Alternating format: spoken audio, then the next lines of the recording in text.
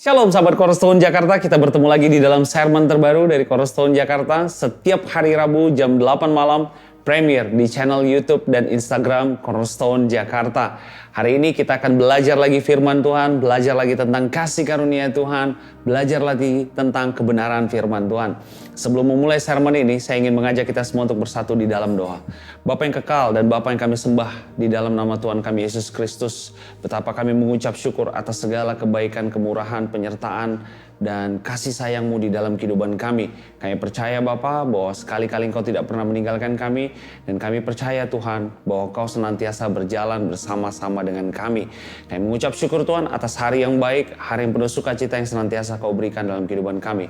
Demi nama Tuhan kami Yesus Kristus, kami telah berdoa dan kami telah mengucap syukur. Amin. Bapak Ibu, tahun ini Cornerstone Jakarta mengambil satu tema dari kitab Amsal 1 ayat 33. Saya ingin bacakan kembali agar ini membuat kita tetap fokus kepada tema kita di tahun ini. Amsal 1 ayat 33. Tetapi siapa mendengarkan aku, ia akan tinggal dengan aman, terlindung daripada kedahsyatan malapetaka. Tetapi siapa mendengarkan aku, ia akan tinggal dengan aman, terlindung daripada kedahsyatan malapetaka. 2020-2021 sudah kita lewati. Banyak hal, ada yang datang, ada yang pergi. Banyak hal yang sudah terjadi. Ini menjadi suatu kejadian yang sepertinya ada suatu kejadian yang tidak kita harapkan. Tidak pernah terbayangkan oleh kita sebelumnya. Nah, tahun 2022 ini menjadi suatu tahun momen kebangkitan. Momen yang dimana kita semua berangkat menuju satu titik yang baru. Kita sudah belajar juga di sermon-sermon sebelumnya. Nah, Cornerstone mengambil satu tema bahwa agar kita senantiasa aman, terlindungi dari kedahsyatan malapetaka adalah pada saat kita diam, tinggal, dan mendengarkan firman Tuhan. Banyak sermon yang sudah disampaikan melalui channel Cornerstone Jakarta ini. Nah, hari ini kita ingin belajar lagi bagaimana agar setiap orang percaya yang tinggal di dalam kasih karunia Tuhan dapat senantiasa berjalan di dalam kemenangan-kemenangan ilahi. Kita tentu tidak ingin di dalam kehidupan kita mengalami hal-hal yang sepertinya justru yang berdiri di depan hanyalah kegagalan demi kegagalan. Sepertinya yang ada di depan hanyalah sebuah tembok-tembok yang tinggi, tembok-tembok yang tebal. Tuhan menginginkan saya dan Bapak Ibu tetap tinggal aman di dalam tanah Kanaan, di dalam tanah perjanjian. Tanah yang penuh dengan kaya, dengan susu dan madu, kaya tanah melimpah dengan hasil-hasil yang baik. Tuhan ingin kita senantiasa menuai segala hal yang baik dari apa yang sudah ditabur oleh Tuhan Yesus Kristus. Berbicara tentang karya keselamatan yang Dia kerjakan di kayu salib. Hari ini saya ingin menyampaikan bahwa kita sebagai orang percaya memiliki satu peran. Kita sebagai orang percaya tidak hanya hidup sebagai makhluk individu, tetapi kita juga sebagai orang percaya adalah disebut sebagai makhluk sosial. Kita membangun interaksi dengan orang lain. Kita membangun sebuah culture dengan orang lain. Kita membentuk sebuah komunitas. Kita berinteraksi dengan orang lain. Kita membangun suatu kehidupan bersama dengan orang lain. Entah itu tetangga kita, rekan kerja, teman di sekolah, ataupun atasan kita, ataupun bawahan kita. Fungsi kita sebagai makhluk sosial harus dapat kita jalankan dengan baik.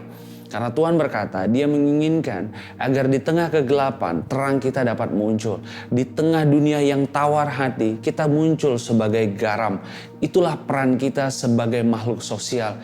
Jadi pada saat kita ada di dalam suatu kondisi yang sepertinya orang lain penuh dengan ketakutan, kecemasan, kita hadir, kita datang memberikan terang. Kita datang memberikan ketenangan. Pada saat ada orang lain yang sudah tawar hati, penuh dengan ketakutan, orang-orang yang penuh dengan kekhawatiran, orang-orang yang tidak optimis dalam hidupnya, kita datang, kita memberikan garam. Garam fungsinya memberikan rasa. Garam juga fungsinya menjadi sebagai pengawet di dalam sebuah makanan. Demikian juga di dalam kehidupan kita sebagai orang percaya. Kita punya fungsi sebagai makhluk sosial. Nah, apa yang ingin saya sampaikan hari ini adalah sering sekali ketika fungsi kita sebagai makhluk sosial tadi, kita banyak mentolerir hal-hal yang jauh dari kebenaran firman Tuhan. Kita mulai menerima kebenaran-kebenaran dunia menjadi sebuah kebenaran yang sesungguhnya. Kita mulai menerima apa yang orang lain katakan, apa yang orang lain pikirkan, apa yang orang lain ucapkan. Itu menjadi sebuah kebenaran sepertinya di dalam kehidupan kita. Justru yang terjadi bukan orang percaya yang membawa orang-orang di sekitarnya untuk memiliki pemikiran yang lebih baik. Tetapi yang terjadi justru banyak orang percaya, orang Kristen, orang yang percaya Yesus, justru yang terbawa oleh cara pikir dan cara pandang dunia. Nah, hari ini saya ingin mengangkat satu tema berbicara tentang berjalan, berdiri, dan duduk bersama para pemenang. Berjalan, berdiri, dan duduk bersama para pemenang. Ini menjadi satu pesan yang penting Bapak Ibu. Karena sering sekali fungsi kita sebagai makhluk sosial ini tereduksi, justru semakin berkurang. Kita semakin orang percaya justru semakin sepertinya eksklusif. Kita merasa benar di dalam lingkungan kita sendiri. Kita merasa sudah stabil di dalam komunitas kita sendiri. Tanpa kita sadari value-value, nilai-nilai yang dipegang oleh komunitas kita, oleh lingkungan kita, sebenarnya adalah nilai-nilai yang sudah semakin jauh dari firman Tuhan. Hari ini kita mau belajar tentang berjalan, berdiri, dan duduk bersama para pemenang. Kenapa ini penting Bapak Ibu? Karena saya sebagai orang percaya, saya juga seorang pekerja profesional. Saya percaya Bapak Ibu juga mungkin ada yang bisnis, usaha, atau sebagai pelajar, ataupun sebagai saat ini sedang merintis usaha.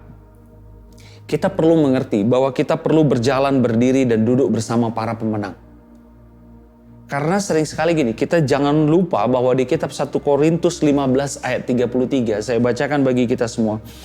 1 Korintus 15 ayat 33 berkata demikian, "Janganlah kamu sesat, pergaulan yang buruk merusakkan kebiasaan yang baik."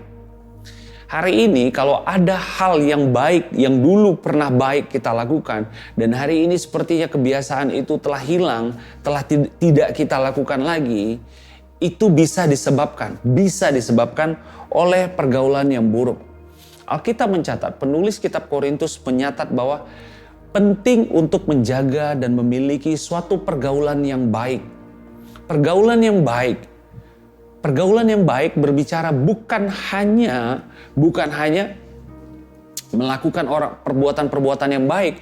Pergaulan yang baik juga berbicara tentang Anda dan saya perlu duduk, berdiri, dan berjalan dengan orang-orang yang memiliki pemikiran-pemikiran yang baik, memiliki pemikiran-pemikiran yang looking forward, melihat ke depan, memiliki pemikiran-pemikiran yang penuh dengan pengharapan.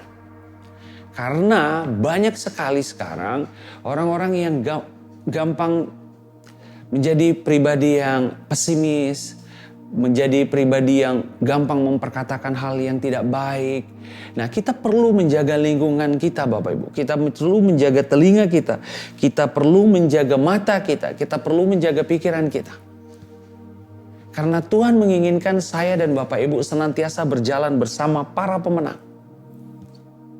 Bapak Ibu, jika kita buka di kitab Yosua 23 ayat 2. Yosua 23 ayat 2 dikatakan demikian. Saya bacakan bagi kita semua. Yosua 23. Yosua 24. Yosua 24 ayat 2 berkata demikian. "Berkatalah Yosua kepada seluruh bangsa itu, beginilah firman Tuhan Allah Israel, dahulu kala di seberang sungai Efrat, disitulah diam nenek moyangmu, yakni Terah, ayah Abraham dan ayah Nahor, dan mereka beribadah kepada Allah lain." Yosua mengatakan di kitab Yosua 24 ayat 2 bahwa Abraham dibesarkan dalam suatu situasi dan kondisi dalam keluarga yang menyembah Allah lain. Ini menjadi menarik. Jadi Abraham itu waktu dipanggil Tuhan mulai dari kitab Kejadian 12, dia dipanggil dari satu komunitas, dari suatu lingkungan yang sedang menyembah Allah lain. Pertanyaannya, kenapa Tuhan tidak beracara saja kepada Abraham di tengah komunitas itu? Tuhan perlu menarik Abraham keluar untuk menyampaikan janji-janjinya agar Abraham tidak hidup di dalam lingkungan orang yang tidak percaya. Apa relevansinya dengan kehidupan kita saat ini Bapak Ibu? Kita sebagai orang percaya yang saat ini dibilang Tuhan kita adalah domba-domba yang diutus ada di tengah-tengah serigala. Kita perlu menjaga komunitas kita. Kita perlu menjaga dengan siapa kita berjalan. Kita perlu menjaga dengan siapa kita berdiri. Kita perlu menjaga dengan siapa kita duduk. Agar kita dapat melihat janji-janji Tuhan tadi dapat tergenapi di dalam kehidupan kita. Abraham ditarik keluar dari komunitasnya. Tuhan mau memberikan sebuah janji yang besar. I will make you into great nation. Aku akan membuat engkau menjadi sebuah bangsa yang besar. Aku memberkati engkau.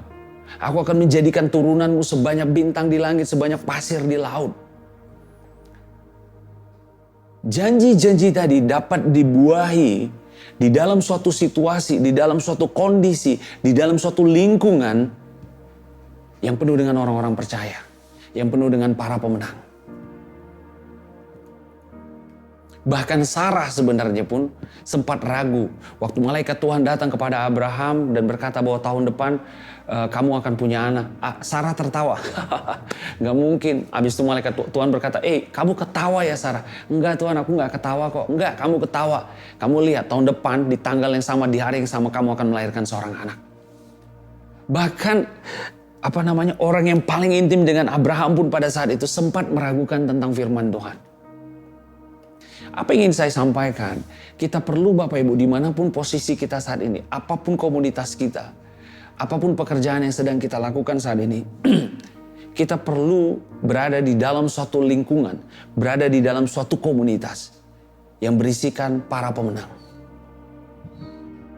Ini penting, karena saya percaya Bapak Ibu, pola pikir yang sehat, cara bicara yang baik, perkataan-perkataan baik, itu seperti flu, saya sudah pernah sampaikan, itu akan menular. Jadi kalau kita memiliki cara pikir, cara pandang yang baik dan benar, itu akan menular. Pertama ke pasangan kita, ke anak-anak kita, ke saudara kita, ke orang tua kita. Perlu kita menjaga dengan siapa kita berjalan, dengan siapa kita berdiri, dengan siapa kita duduk. Saya bukan sedang mengatakan habis ini kita langsung ekstrim pilih teman yang nggak cocok, yang nggak sesuai langsung kita delete dari kontak list kita. Tidak. Tetapi kita perlu meng-screening. Perlu memilih dengan siapa waktu harus saya dan Bapak Ibu habiskan. Jangan habiskan banyak waktu kita 24 jam sehari dengan orang-orang yang justru suka berkata hal-hal negatif, suka berbicara tentang hal-hal negatif, suka pesimis, tidak optimis, suka berbantah-bantahan. Tetapi biarlah kita jadi para pemenang bagi mereka. Mereka perlu melihat cara berpikir kita. Kita perlu menjadi pengaruh yang baik bagi mereka. Kita perlu menjadi satu pribadi yang mampu mendorong mereka untuk menjadi ke arah yang lebih baik. Sermon hari ini akan sifatnya lebih praktikal. Lihat grup-grup kita, grup-grup chat kita. Lihat bagaimana sekarang pembicaraan-pembicaraan yang terjadi di dalam grup tadi. Apakah lebih banyak membahas hal-hal negatif atau tidak? Saya dan Bapak Ibu sudah pernah tekankan juga, kita perlu menjadi faktor pembeda di tengah grup kita. Kita perlu menjadi faktor pembeda di tengah komunitas kita. Warna kita harus berbeda. Kita adalah garam dan kita adalah terang. Dan Tuhan Yesus menginginkan terang itu harus ada letaknya di atas agar dapat menerangi seluruh ruangan. Untuk apa kalau ada sebuah lampu terang adanya di bawah posisinya di bawah tempat tidur? Kita perlu menjadi garam. Pada saat orang menjadi tawar, ketika bertemu dengan kita, dia mendapatkan kelegaan. Pada saat orang sudah seperti patah hati, sepertinya udah desperate, gak punya pengharapan. Pada saat bertemu dengan kita, dia merasakan ada air yang hidup. Dia merasakan kesegaran. Karena pada saat itu saya dan saudara menyampaikan kabar kasih karunia Tuhan. Kita perlu menjaga ini Bapak Ibu. Kita akan masuk ke ayat kita hari ini dari kitab Mazmur 1. Dari Mazmur 1. Hari ini kita hanya akan membahas Mazmur 1 ayat 1 sampai 3. Mazmur 1 ayat 1 sampai 3 saya bacakan bagi kita semua. Berbahagialah orang yang tidak berjalan menurut nasihat orang fasik, yang tidak berdiri di jalan orang berdosa, dan yang tidak duduk dalam kumpulan pencemooh. Tetapi yang kesukaannya ialah Taurat Tuhan dan yang merenungkan Taurat itu siang dan malam. Ayat ketiga, ia seperti pohon yang ditanam di tepi aliran air yang menghasilkan buahnya pada musimnya dan yang tidak layu daunnya, apa saja yang diperbuatnya berhasil. Kita fokus sebentar ke ayat yang pertama. Berbahagialah orang yang tidak. Penulis kitab Mazmur di sini dengan sederhana menuliskan Bapak Ibu, kunci agar engkau memiliki hati, pikiran, kondisi, situasi yang berbahagia, berbahagialah orang yang tidak berjalan menurut nasihat orang fasik. Berjalan, konsepnya begini, berjalan itu kita adalah bergerak dari satu titik menuju titik yang lain. Ya, pada saat kita pindah dari satu titik ke titik yang lain itu namanya berjalan. Perjalanan hidup artinya suatu fase hidup kita berjalan dari kehidupan. Kalau dulu orangnya single setelah menikah, dia berjalan dari seseorang yang single, berjalan bersama pasangannya, menikmati kehidupan pernikahan, memiliki anak. Itu namanya perjalanan hidup. Berjalan itu artinya kita bergerak, bukan diam.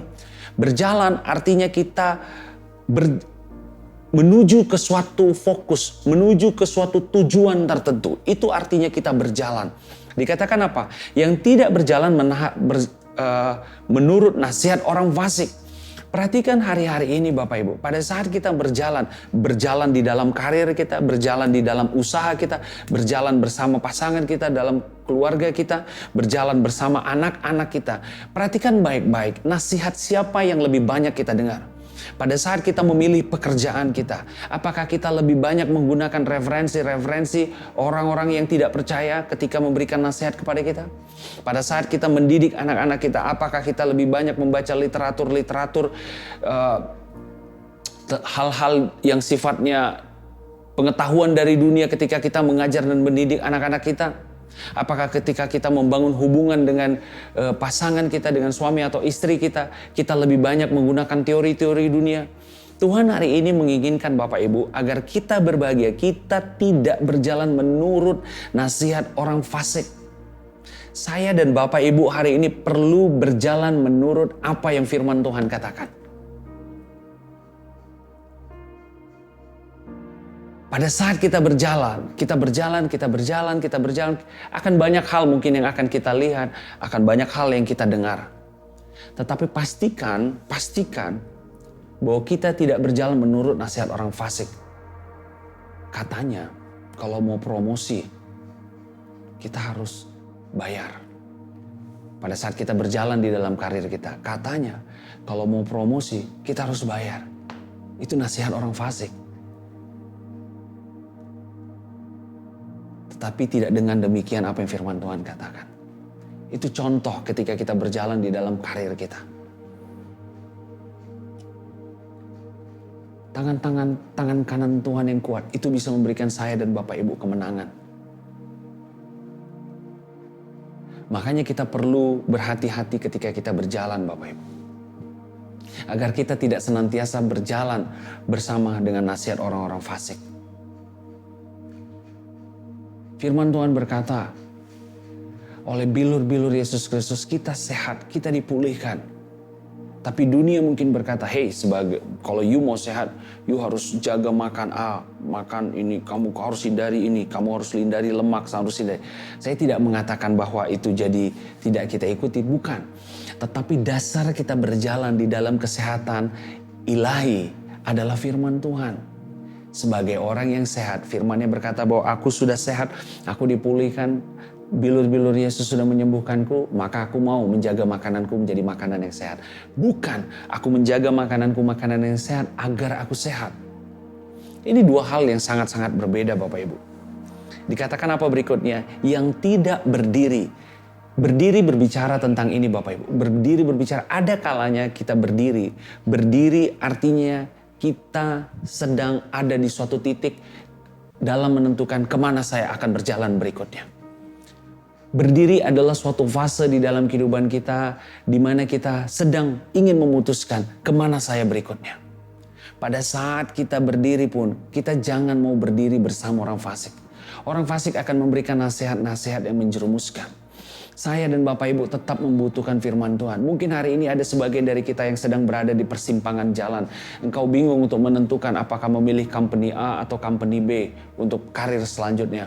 Apakah engkau sedang menentukan apakah akan melanjutkan S2 atau engkau akan memilih untuk bekerja. Apakah engkau akan menentukan siapa yang akan menjadi pasangan hidupmu. Apakah engkau sedang menentukan mungkin hal-hal lain, bisnis usaha apa yang sedang kau kerjakan. Itu artinya engkau sedang berdiri di suatu titik dan engkau sedang ingin memilih. Perhatikan baik-baik. Berbahagialah orang yang tidak berdiri di jalan orang berdosa. Hari ini engkau dan saya Bapak Ibu membutuhkan orang-orang pemenang. Berdiri di sekeliling kita untuk memberikan nasihat-nasihat yang bijak. Firman Tuhan berkata bahwa jika banyak penasihat di dalam suatu rencana, maka rencana tadi akan terjadi. Saya dan Bapak Ibu perlu memilih. Ada beberapa orang di dalam kehidupan kita yang dapat memberikan input, yang dapat memberikan advice, yang dapat memberikan nasihat, yang dapat memberikan pandangan, yang dapat memberikan pemikiran bagi kehidupan kita. Sehingga kita ini tidak menjadi seperti tong sampah. Siapapun dapat memberikan pemikirannya. Itu yang terjadi sering di dalam kehidupan orang percaya. Kita sering seperti tong sampah sepertinya. Orang lain punya pikiran dilempar ke kita. Kita seperti trash bin, tempat sampah di mana isinya adalah pemikiran-pemikiran orang lain. Yang sebenarnya jauh dan tidak relevan dengan apa yang firman Tuhan katakan. You kalau mau promosi harus bayar, jebret. You kalau mau sehat harus gini, jeger. You kalau mau anak-anak lu sukses harus masuk ke sekolah yang paling bagus ini, jeger. Begitu banyak pemikiran-pemikiran yang masuk ke dalam hati dan pikiran kita. Sehingga tanpa kita sadari, hati dan pikiran kita penuh dengan hal-hal yang tidak relevan dengan apa yang firman Tuhan katakan. Hari ini kalau saya dan Bapak Ibu ada di persimpangan jalan, ada di dalam suatu titik, ada di suatu titik yang hendak memilih, pastikan ada orang-orang di sekeliling kita yang memiliki hikmat Tuhan dan dia adalah orang-orang pemenang yang kau akan melihat itu di dalam pergaulan, kau melihat dia bertumbuh. Dan pastikan orang-orang tadi akan memberikan advice yang baik bagi engkau.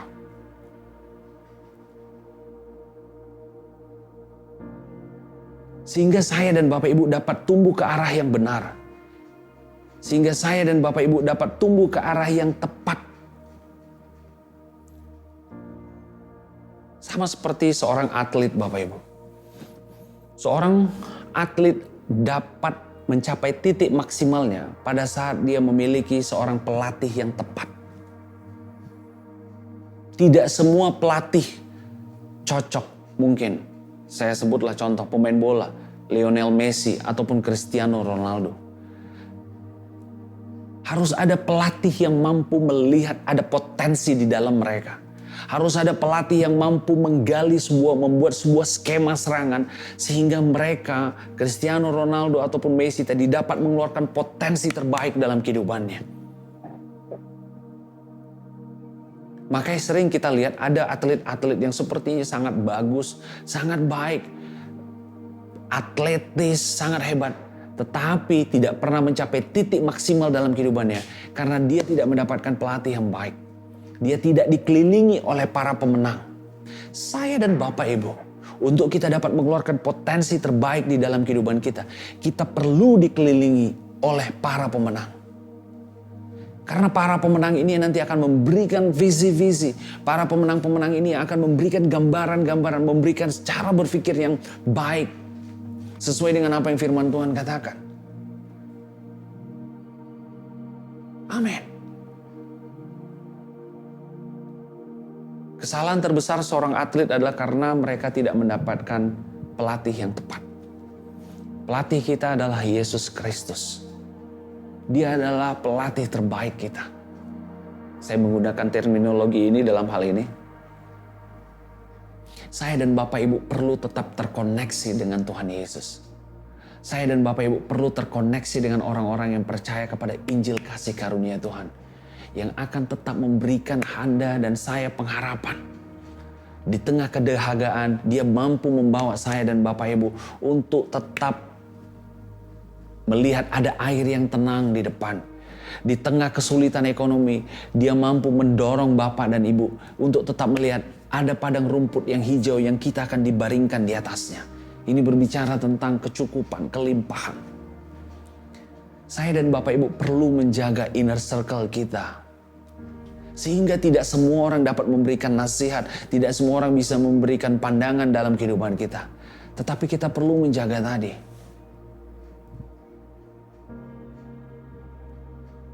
Ini harus kita lakukan agar kita dapat tumbuh, kita dapat masuk ke level yang baru hari demi hari. Kita dapat maksimal di dalam kehidupan kita. Kalau hari ini saya banyak bergaul dengan sarjana teknik sipil, maka saya akan banyak pengetahuan tentang struktur bangunan. Saya akan banyak pengetahuan tentang bagaimana cara menghitung kekuatan beton. Jika saya banyak bergaul dengan teknik arsitektur, maka mungkin saya akan banyak belajar tentang bagaimana desain interior, eksterior, bagaimana tata pencahayaan lampu, dan lain-lain. Jika saya banyak bergaul dengan dokter, ahli-ahli medis, maka saya akan banyak tahu tentang hal-hal yang sifatnya ke ilmu tubuh manusia. Dengan siapa waktu saya banyak saya habiskan, maka saya akan banyak pengetahuan tentang hal-hal tersebut. Hari ini saya ingin menekankan Bapak Ibu. Firman Tuhan berkata, berbahagialah orang yang tidak berjalan menurut nasihat orang fasik, yang tidak berdiri di jalan orang berdosa, dan yang tidak duduk dalam kumpulan pencemooh. Hari ini Tuhan menginginkan saya dan Bapak Ibu banyak berjalan, berdiri, dan duduk bersama orang-orang yang percaya kepada Injil kasih karunia-Nya. Habiskan waktu kita banyak dengan orang-orang yang percaya kepada Injil kasih karunia Tuhan. Maka engkau akan melihat kita akan berjalan hidup dari satu kasih karunia menuju satu kasih karunia berikutnya. Kita buka sebentar di kitab Yohanes. Di kitab Yohanes. Agar saya dan Bapak Ibu dapat mengetahui apa yang Tuhan inginkan di dalam kehidupan kita.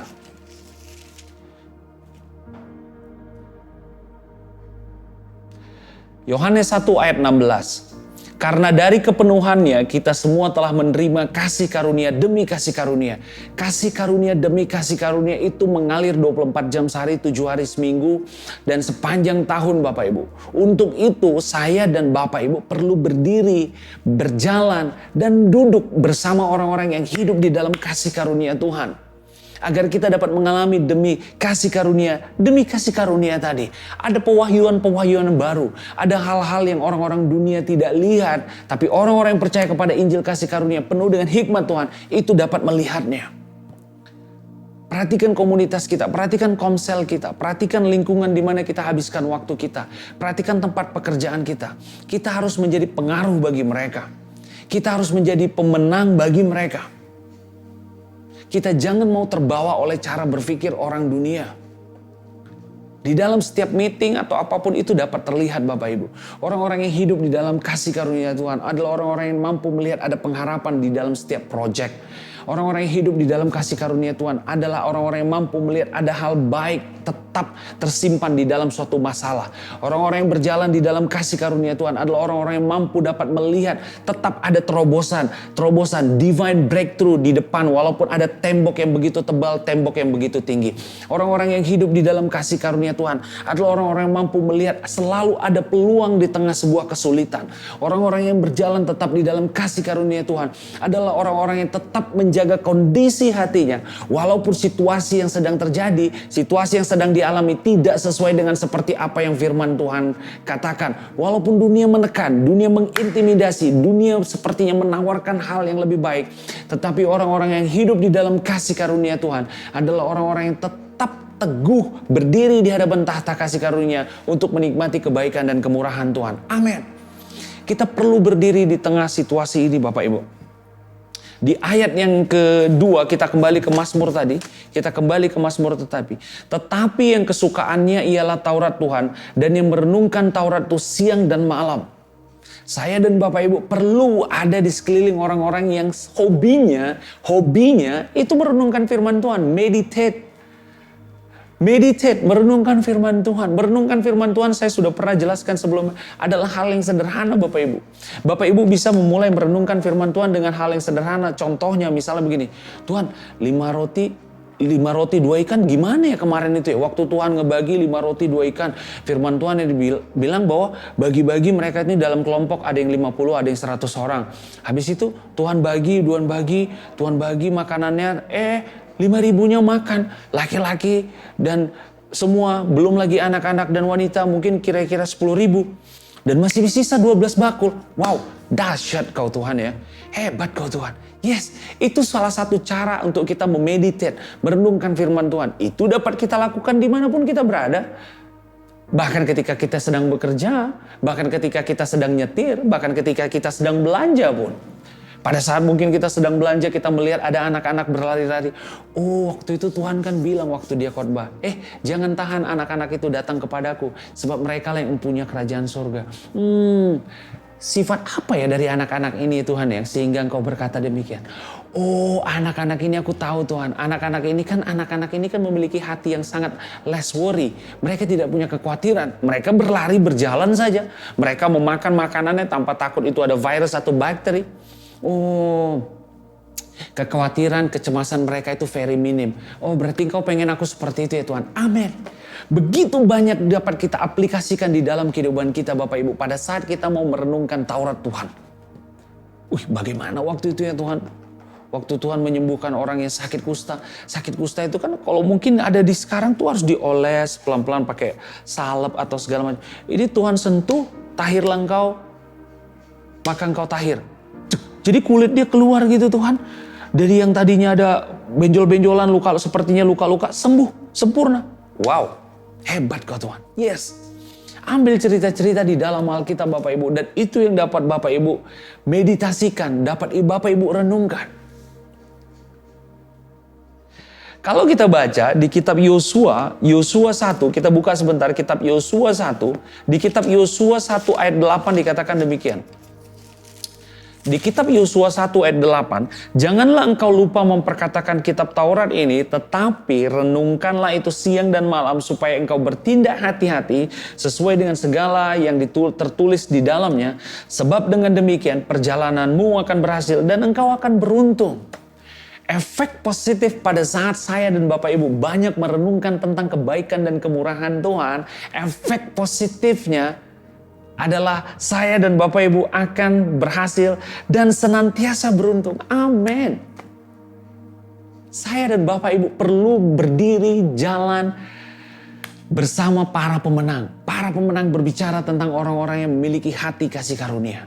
Orang-orang yang berbicara tentang memiliki bahwa hidup hanya karena anugerah Tuhan. Pada saat kita merenungkan itu siang dan malam, apa yang dikatakan? Demikian perjalananmu akan berhasil dan engkau akan beruntung. Ini adalah janji Tuhan di dalam kehidupan saya dan Bapak Ibu. Hari ini jangan biarkan janji-janji itu hanya pergi dan tidak dapat tergenapi dalam kehidupan kita. Kita perlu berdiri, berjalan, dan duduk bersama orang-orang yang percaya kepada kasih karunia Tuhan.